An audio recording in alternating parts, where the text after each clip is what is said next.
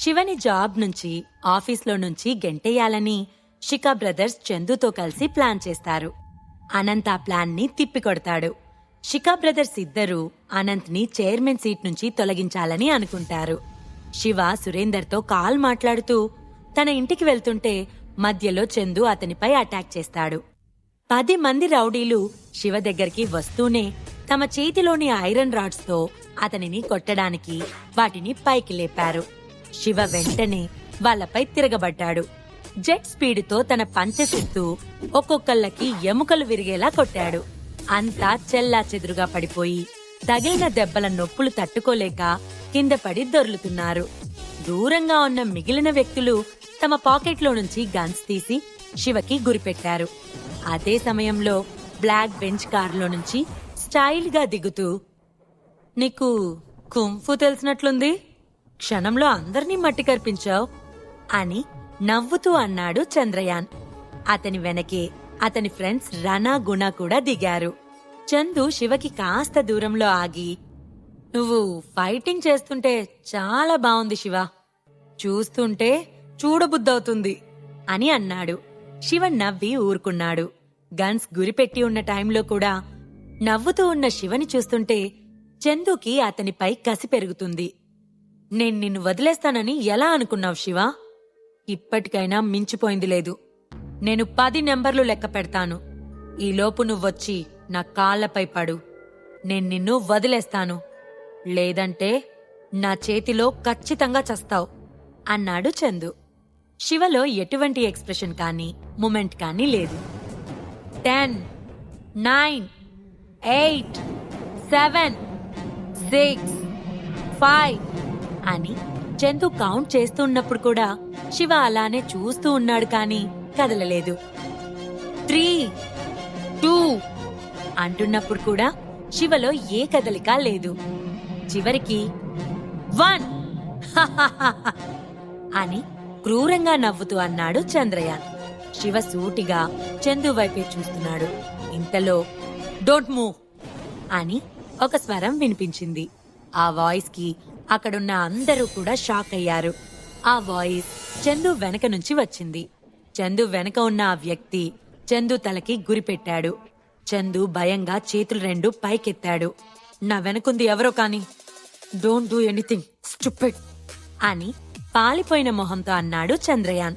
అప్పటికే చంద్రయాన్ శరీరమంతా భయం వలన కలిగిన చెమటతో తడిచిపోయింది. నీకేం కావాలి అని వెనక ఉన్న వ్యక్తిని అడిగాడు చందు. ముందు మీ వాళ్ళందర్నీ వాళ్ళ చేతుల్లో ఉన్న గన్స్ ని దూరంగా విసిరేసి మోకాలపై కూర్చోమను అన్నాడు ఆ వ్యక్తి. అరే ఎదవల్లారా, అతను చెప్పినట్లు చేయండ్రా అని అరిచాడు చందు. వాళ్ళంతా కూడా గన్స్ విసిరి కింద కూర్చుని చేతులు పైకెత్తారు. సరిగ్గా అప్పుడే చందు మెల్లగా తన తల తిప్పి వెనక ఉన్న వ్యక్తిని చూడటానికి ట్రై చేస్తూ ఫైనల్లీ ఆ వ్యక్తిని చూడగానే అతని ఫేస్ మారిపోయింది. మిస్టర్ వర్మ, నువ్వా? నువ్వు నా తలపై గన్ గురిపెట్టావా? నిన్ను పంపిందెవరు అని షాక్ అయి అడిగాడు చందు. షటప్, నువ్వు నాకు తెలుసు, కానీ నా గన్నుకి నువ్వెవరో తెలీదు కదా, అందుకే నీకు గురిపెట్టింది అన్నాడు వర్మ. ఒక బాడీగార్డ్ నన్ను బెదిరించడమేంటి అని కోపం ఒకవైపు, గన్ తలపై ఉండటంతో భయం మరోవైపు, ఇలా రకరకాల ఫీలింగ్స్ తో చందు మొహం పాలిపోయింది. సరిగ్గా అదే సమయంలో ఆ ప్లేస్ లోకి ఎంటర్ అయింది పింక్ కలర్ స్పోర్ట్స్ కార్. ఆ కార్లో నుంచి ముందు శర్మ దిగి ప్రొఫెషనల్ గా కార్ డోర్ ఓపెన్ చేశాడు. అందులో నుంచి హై హీల్స్ వేసుకొని మంచు ముక్కలాంటి తెల్లని అమ్మాయి దిగింది. రెడ్ కలర్ డ్రెస్ లో అందానికి అసూయ పుట్టేలా ఉంది సౌందర్య. హుందాగా నడుచుకుంటూ చందు శివల దగ్గరికి వచ్చింది సౌందర్య. తన కళ్లకు ఉన్న సన్ గ్లాసెస్ ని స్టైల్ గా తీసి శివ వైపు చూసింది. శివ నార్మల్ గా చూశాడు. చందు వైపు ఒక ఫన్నీ లుక్ ఇచ్చింది. సౌందర్య, నువ్వేనా ఇలా చేసింది? మనిద్దరి మధ్య మంచి రిలేషన్షిప్ లేకపోయినప్పటికీ నేను నువ్వు ఒకింటి వారసులం. నువ్వు నా కజిన్వి, అలాంటిది నన్నే చంపాలనుకుంటున్నావా అని అగ్లీ ఎక్స్ప్రెషన్ తో అన్నాడు చందు. నువ్వు చాలా భయపడ్డావు కదా. దాదాపు నీ ప్యాంట్ కూడా తడిసిపోయింది. The great Lal family person గా నువ్వు భయపడుతుంటే నాకు నవ్వాగటం లేదు. మన ఫ్యామిలీ పరువు తీస్తున్నావు కదా అని పెద్దగా నవ్వింది సౌందర్య. చందు మొహం కోపంతో ఎర్రగా మారింది. కాని ఆమెకి ఎదురు మాట్లాడే ధైర్యం చేయలేదు. గన్ తల మీదుంటే ఎంతటి వాడికైనా మాటలు రావు అనుకుంటూ, నేను శివకి లెసన్ చెప్పాలనుకుంటే ఈ పిచ్చి పిల్ల సడన్ గా వచ్చి నాపై దాడి చేసింది. ఈ శివ అదృష్టం బావుంది. ప్రతిసారి క్రిటికల్ మూమెంట్లో ఎవరో ఒకరొచ్చి హెల్ప్ చేస్తున్నారు అనుకున్నాడు చందు. ఇప్పుడు నేను టైంకి రాకపోయి ఉంటే ఈ పాటికి నువ్వు చచ్చిపోయేవాడివి. సో నేను నీకు ఇంతకు ముందే చెప్పాను కదా, నువ్వు నా దగ్గర హానెస్ట్ గా వర్క్ చేయాలని అన్నది సౌందర్య స్టైల్గా. శివ సౌందర్య వైపు చూసి ఏం మాట్లాడకుండా మెల్లగా నవ్వాడు. నీ నవ్వు భలే ఉంది శివ. ఆ నవ్వు చూడటం కోసమైనా నువ్వు నా కింద వర్క్ చేయాలి అనుకుంది సౌందర్య. సౌందర్య, ఈ శివ నీకెలా తెలుసు? నువ్వు అతనికి హెల్ప్ చేయడానికి వచ్చావా? అతనిలాంటి వేస్ట్ ఫెలో కోసం నీ కజిన్ తల మీద గురి పెడతావా అని ఆశ్చర్యం, కోపం నిండిన ఫేస్తో అన్నాడు చందు. సౌందర్య సిటీలోనే ఫేమస్ అండ్ ఆరోగెన్స్ ఉన్న అమ్మాయి. తనని తన అందం చూస్తే ఎవ్వరైనా మహారాణి అనుకోకుండా ఉండలేరు. అలానే ఏ వ్యక్తి అయినా ఆమెకున్న పొగరికి కనీసం మాట్లాడాలంటే భయపడతారు. కానీ ఈ మెంటల్ది, ఈ వేస్ట్ ఫెలో శివకి హెల్ప్ చేస్తానంటుంది అనుకున్నాడు చందు. అవును, నేనతనికి హెల్ప్ చేయడానికి వచ్చాను. అయితే నీకేంటి? నేను చేసిన దాంట్లో తప్పేముంది? వెళ్ళి తాతయ్యకి చెప్తావా? అయితే వెళ్ళు, వెళ్ళి చెప్పు నేను నిన్ను హింసించానని చెప్పు అని వెటకారంగా నవ్వుతూ అన్నది సౌందర్య. సౌందర్యం చూస్తుంటే అతనికి ఫుల్లుగా కోపమొస్తుంది. సొంత కజిన్ చేతిలోనే ఇంత అవమానం జరిగింది. కేవలం శివ వల్లే ఇదంతా అనుకున్నాడు చందు. శివ ఏ ఎక్స్ప్రెషన్ లేకుండా చంద్రయాన్ దగ్గరికి వెళ్లాడు.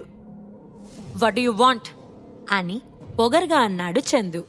శివ చందుని లాగిపెట్టి ఒక్కటి కొట్టాడు. ఆ దెబ్బకి చందు కింద పడిపోయాడు. అతని మొహం ఓ పక్కకి నల్లగా కమిలి పెదవి అంచు పగిలి రక్తమొస్తుంది. హౌ డేర్ యు, నన్నే కొడతావా అని పిడికిలి బిగించి అరిచాడు చందు. శివ తన బూట్ కాలితో చందు మొహంపై తొక్కాడు. చందు బ్లడ్ వామిటింగ్స్ చేసుకోవడమే కాక అతని మొహం నేలను తాకింది. మీ కజిన్ ఒక్క నిమిషం లేటుగా వచ్చుంటే ఈ పాటికి నా చేతిలో నువ్వు చచ్చిపోయి ఉండేవాడివి అని అన్నాడు శివ. నువ్వు ఈ ప్రపంచంలో పుట్టినందుకు ఫ్యూచర్లో ఖచ్చితంగా బాధపడేలా చేస్తాను. సౌందర్యని అడ్డు పెట్టుకుని నన్ను ఓడించగలననుకుంటున్నావు. నువ్వు ఆమె కాలి కింద కుక్కవి. ఒక ఆడదాన్ని అడ్డు పెట్టుకొని బతకడం నీకేం కొత్త కాదు కదా అన్నాడు చందు. అతని మాటలకు కోపంతో శివ కళ్ళు ఎర్రబడ్డాయి. తన కాలితో చందు ఒక్క తన్ను తన్నాడు. చందు 10 మీటర్ల అవతల ఉన్న బ్లాక్ కలర్ కారుపై పడి కిందకు చేరాడు. సౌందర్య, ఇతని కోసం నువ్వు నన్ను ఇన్సల్ట్ చేస్తున్నావు. ఇక్కడి నుంచి వెళ్ళాక ఖచ్చితంగా నేను ఇంట్లో మీటింగ్ పెడతాను. నువ్వు నాకు చేసిన ద్రోహానికి నేను ఖచ్చితంగా రివెంజ్ తీర్చుకుంటాను అని అన్నాడు చందు. సౌందర్య వర్మ వైపు చూసి అతని నోరు మూయించు అన్నది. వర్మ పరిగెత్తుకుంటూ వెళ్లి చందు మొహంపై స్పృహ కోల్పోయే వరకు కొడుతూనే ఉన్నాడు. ఈరోజు జ్యోతి టవర్స్ లో ఈ చందు శివని బాగా హింసించినట్లున్నాడు. అందుకే చందు మొహంపై కాలు పెట్టి మరీ తొక్కడానికి కూడా ధైర్యం చేశాడు శివ అని అనుకున్న సౌందర్య, నేను నీకు హెల్ప్ చేశాను.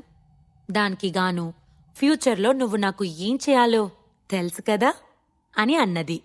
ఏంటి, నువ్వు నా ప్రాణాన్ని కాపాడావా? ఒకవేళ నువ్వు రాకపోయినా జరిగేదిదే అని నవ్వుతూ అన్నాడు శివ. సౌందర్య కళ్ళు చిన్నవిగా చేసి, నీ హెడ్కి 10 గన్స్ గురిపెట్టున్నాయి. అయినా నువ్వింకా ధైర్యంగా ఉన్నానని నటిస్తున్నావు అని ఉక్రోషంగా అంది. ఆ ఒక్కటి నిజం సౌందర్య. నువ్వు సమయానికి వచ్చావు కనుక సరిపోయింది. ఒక్క నిమిషం లేటుగా వచ్చున్నా నీ కజిన్ శవం నీకు కనిపించేది అని కూల్గా అన్నాడు శివ. సౌందర్య తన చేతిని నడుంపై పెట్టుకుని శివ వైపు ఇడియట్ని చూస్తున్నట్లు చూసింది. ఆమెకి కోపం వస్తుంది కానీ ఆ కోపాన్ని బయటకు చూపించకుండా కంట్రోల్ చేసుకుంటుంది. అంటే నేనొచ్చి తప్పు చేశానంటావా? అదే కదా నువ్వు చెప్పేది అని బుంగమూతి పెట్టుకుని కోపంగా అన్నది సౌందర్య. ఆమె లైఫ్లో తను ఒక మగ వ్యక్తితో ఇలా ఫైటింగ్ చేయటం ఇదే ఫస్ట్ టైం. ఆమె అతనికి హెల్ప్ చేశానని అనుకుంటుంది. శివ కృతజ్ఞత చూపకపోగా తనని ఆడిస్తున్నాడని ఆమె రగిలిపోతుంది. అసలు నేనే కనుక రాకపోయుంటే ఇతను చందుని కొట్టేవాడా? నేనొచ్చాను కాబట్టే అతన్ని కొట్టాడు. కాస్త కూడా కృతజ్ఞత లేని మనిషి అని పళ్ళు పటపటా కొరుకుతూ, నీకు కాస్త కూడా మనస్సాక్షి అనేది లేదు. చేసిన హెల్ప్కి నువ్వు రుణం తీర్చుకోవట్లేదు అని అన్నది సౌందర్య. నువ్వు చాలా ఎక్కువగా ఆలోచిస్తున్నావని నీకు అనిపించటం లేదా అని నవ్వుతూ అన్నాడు శివ. వాట్? నేనెక్కువగా ఆలోచిస్తున్నానా అని ఎర్రబడిన మొహంతో కాలుని నేలకేసి కొట్టింది సౌందర్య. అప్పటికే శివ వెనకకి తిరిగి వెళ్లిపోతున్నాడు. ఓయ్ శివ, వెళ్ళకు, అక్కడే ఆగు అని పళ్ళు కొరుకుతూ అతని వైపుగా చూస్తూ అన్నది సౌందర్య. అయినా శివ ఆగలేదు. నువ్వు చందుని చాలా ఇరిటేట్ చేశావు. అతనికి రక్తం కారేలా కొట్టావు. నా హెల్ప్ వద్దంటున్నావు. ఇవన్నీ చేసిన నువ్వు హైదరాబాద్ సిటీలో బతికుండగలనని అనుకుంటున్నావా అని అన్నది సౌందర్య. శివ వెనకకు తిరిగి చైల్డిష్ బిహేవియర్ అని ఒక నవ్వు నవ్వి తన దారిన తను వెళ్లిపోయాడు. శివ తనని కేర్ చేయకుండా వెళ్లిపోవడంతో సౌందర్యలో కోపం ఇంకా పెరిగింది. ఏంటి, నేను చిన్నపిల్లనా అని గట్టిగా అరిచింది సౌందర్య. ఈ మనిషి విచిత్రంగా ఉన్నాడు మేడం అన్నాడు శర్మ. నిజం చెప్పాలంటే శివ ముందు సౌందర్య చిన్నపిల్లలానే ఉంది. కాని ఆ విషయం ఆమె ముందు చెప్పే ధైర్యం ఇద్దరిలో ఎవ్వరికీ లేదు. మేడం, నేనిలా చెప్తున్నానని నాపై కోపం చూపించకండి. మీరు శర్మ రాకముందే శివ తలపై 10 గన్స్ గురిపెట్టున్నాయి. అయినప్పటికీ శివలో ఎలాంటి భయంకరమైన ఫీలింగు లేదు. ఏమాత్రం భయం లేకుండా సూటిగా వాళ్ళని చూస్తూ ఉన్నాడు అని అన్నాడు శర్మ. సౌందర్య మొహం చిట్లించి, అతను భయపడుతున్నప్పటికీ ఆ భయాన్ని పైకి కనిపించకుండా మేనేజ్ చేశాడేమో అని అన్నది. లేదు మేడం, నేను సో మెనీ ఇయర్స్ ఓవర్సీస్ లో ట్రావెల్ చేశాను. చాలా పెద్ద పెద్ద ఇష్యూస్ చూశాను. కానీ ఈ శివ మాత్రం నాకు చాలా భయాన్ని కలిగిస్తున్నాడు. అతను నిజంగా చాలా ధైర్యవంతుడు. మనం హెల్ప్ చేయకపోయినా అతను ఖచ్చితంగా ఆ గన్స్ కి ఎదురు నిలబడేవాడు. తన ఎదురుగా ఉన్న గన్స్ పట్టుకున్న గార్డ్స్ ని చూసి పిల్లలు ఆడుకునే తుపాకీని చూసినట్లు చూసి నవ్వుతూ ఉన్నాడు. నిజంగా అతని కాన్ఫిడెన్స్ కి నా మైండ్ బ్లాక్ అయింది అన్నాడు వర్మ. వర్మ చెప్పేది వింటుంటే సౌందర్య కళ్ళు మెరిశాయి. తన చెంపపై చేయి పెట్టుకుని, అతనికి నిజంగా ఇంత ఎబిలిటీ ఉందా అని తనలో తాను అనుకుంది. అతని ఫేస్ గుర్తు రాగానే సిగ్గుతో ఆమె చెంపలు ఎర్రగా మారాయి. రాత్రివేళ బృందావనం విలాస్లోని తన ఇంట్లో 3rd ఫ్లోర్ బాల్కనీలో నిల్చొని బయటికి చూస్తూ ఉన్నాడు శివ. చల్లని గాలి అతనిని తాకుతూ ఉంటే కాస్త ప్రశాంతంగా అనిపించింది. అదే సమయంలో తలుపు చప్పుడైంది. కమిన్ అన్నాడు శివ. సురేందర్ శివ దగ్గరికి వచ్చాడు. Good evening sir. మీరు చెప్పిన వర్క్ ఫినిష్ చేశాను. నేను ఎంక్వైరీ చేసిన దాని ప్రకారం స్టేట్స్ నుంచి వచ్చిన ముష్కర్ల ఓనర్ ఆదిత్యరాయ్.